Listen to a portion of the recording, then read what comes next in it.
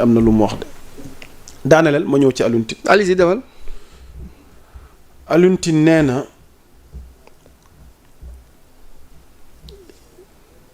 Ousmane Sonko a fait une grosse erreur.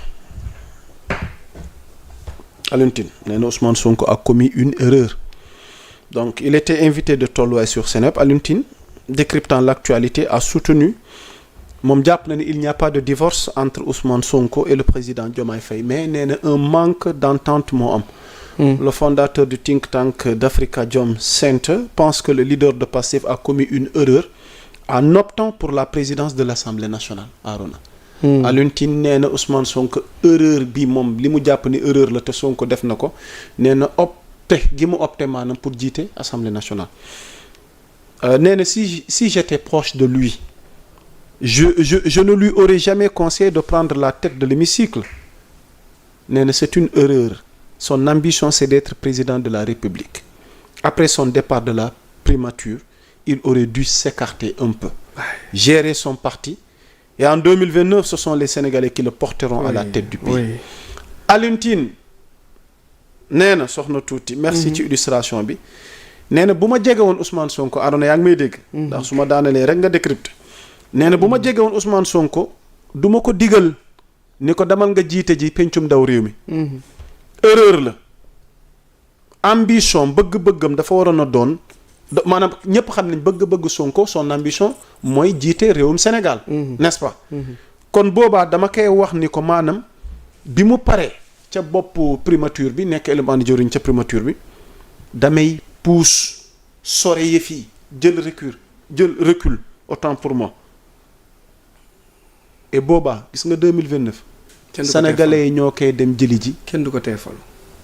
teg ko ci bopp réew bi. élection du am bu boobaa. waaye erreur bi mooy dugg gi mu dugg assemblée est-ce que tu partages. cet avis d'Alioune Tine loo ci xalaat. dugg bi sax xoola du woon sax fii mooy la ma la waxoon rek warul woon sax nekk premier ministre. warul woon sax dugg ci gouvernement Diomaye. dafa waroon bàyyi Diomaye kese dem seul moom dong koot Diomaye nekk bilan au comptable moom dong kenn du ko ci fekk. Diomaye Sonko dafa waroon def comme Mao Zedong bi mu defee campagne des sans fleurs. mu dem récupérer parti bi bàyyi présidence bi. dem observer toog xool. gis nga bi mu ñëwaatee rebond la def élan. gis nga yaa Moussa. ànd jiite dafa metti parce que day am ay divergence ak gisin yi wute. en GRH en gestion des ressources humaines dañuy jàngal étudiants yi ni leen. benn pël benn yat mën na sàmm 100 nag. téeméeri nag. mais benn chef d'entreprise. bu amee 100 employés mooy téeméeri employés day yor téeméeri méthode wala téeméeri yat parce que kenn ku nekk nuróowul ak moroomam léegi yéen bu ngeen ñëwandoo à 2 gisin yi appréhension yi compréhension yi. day différent xëccoo buuxante day am choc des ambitions day am intérêt taxaw gisin bi ñëw. nga collaborer ak ñi kii collaborer ak ñi. population bi perte. ci séparation boobu. donc amoon na deuxième chance première erreur bi mooy warul woon nekk premier ministre dafa waroon dem toog ci kër góor gi yor parti bi gérer moom kese. par force neex naka di day gañ. mu amaat beneen chance bi mu amaat mooy génn na premier ministre 2 ans yi 3 ans yi des nii yëpp waru woon laal politique daf ci waroon profité waat demaat ci kër góor gi. téye Pastef kese. bañ a dugg ci instance parce que yii nii. premier ministre président assemblée nationale. dañ la ciy natt. population bi dañ la ciy natt dañ la ciy peesewaale daf ci am ñuy voté ñu nga xamante ni doo leen gis ci réseaux sociaux yi. doo leen lire ci ay commentaires. du nu liker du nu aimer. ñoom ñi ngi seen biir kër yi toog croiser les bras. yor ay fortune centaine de milliards. nekk ay chef d'entreprise di fay ay 200 000. 2000 3000 employés. am si ñu nga xamante ni 50 000 la ñuy fayee ko weer wu dee. ñi ngi seen biir kër yi toog. ñooñu dañu am benn poids ci fichier wala ci vote bi Sénégal di am am ñu nekk diaspora di yónnee seen waa kër yi. fay courant ndox dépense jàngu xale yi ak ordonnance. ñoom tamit dañuy am benn gis-gis dañuy am benn lecture d'avance mooy ñu nekk ci diaspora bi. te danoo influençable pas influençable mais c'est des gens qui influencent beaucoup. léegi yow tey nga dem assemblée nationale. xam nga ban erreur moo ko fa nar a fekkaat encore une fois. mu duggee ci biir dugg bi mu dugg biir assemblée nationale ban erreur moo ko fa nar a fekkaat. xam nga ni ci 2 ans yii nii presque assemblée nationale voté wul wala déggoo fi mu voté benn loi bu amal njëriñ population bi pourtant population bi moo leen di fay Pastef fayu leen de. léegi je reprends li ma bëgg a expliquer. Macky Sall. xaar ma reprendre li ma bëgg a expliquer. ok député yi. député yi. parti Pastef fayu leen xaalis du ci compte Pastef la ñuy génnee xaalis pour fay leen. waaw loolu du débat c'est l'état. en kay. état mooy jël état mooy yow li ngay joxe ma koy joxe. ñeneen ñi di ko joxe muy l'argent du contribuable. moo leen di fay. ok donc ñoom lan war a défendre ak loi yeeg lan war a taxawee.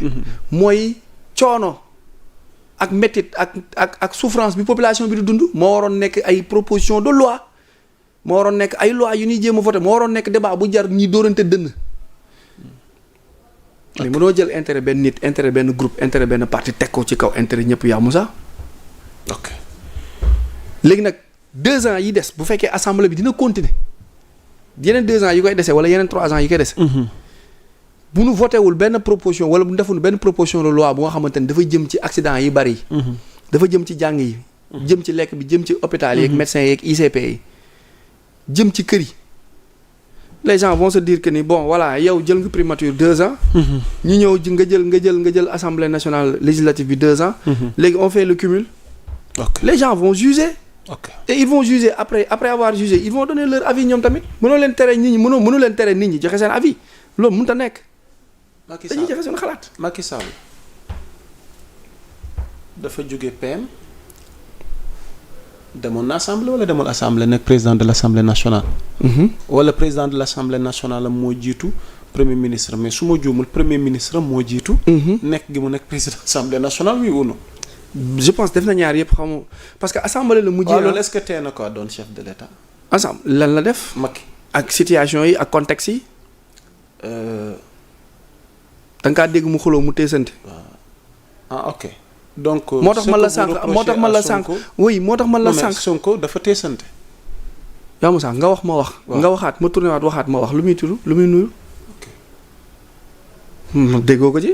moi j'ai combattu Macky Sall de 2016 à 2024 léegi.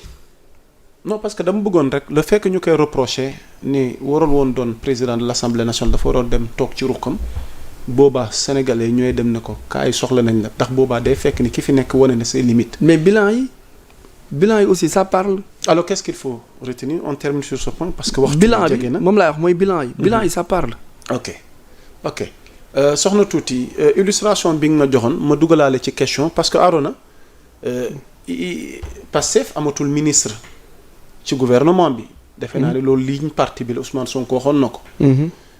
mbaa bokk képp ku des ci gouvernement bi te bokkoon Pastef yaa bàyyi sa bopp ci gouvernement mais bokkatoo Pastef. nu gis Moussa Bala Fofana moom génn na xamal ni leen ni il préfère. moom boobu moom bettu leen moom. bu Moussa Bala Fofana Moussa waru leen bett. waaw léegi ñu décrypter bii vite fait. parce que kii tamit Yankuba Diémé defe naa moom lañ jox forces armées soxna tuuti. lu mu wax Yankuba nee na j'ai appris la devise de mon parti c'est don de soi pour la patrie.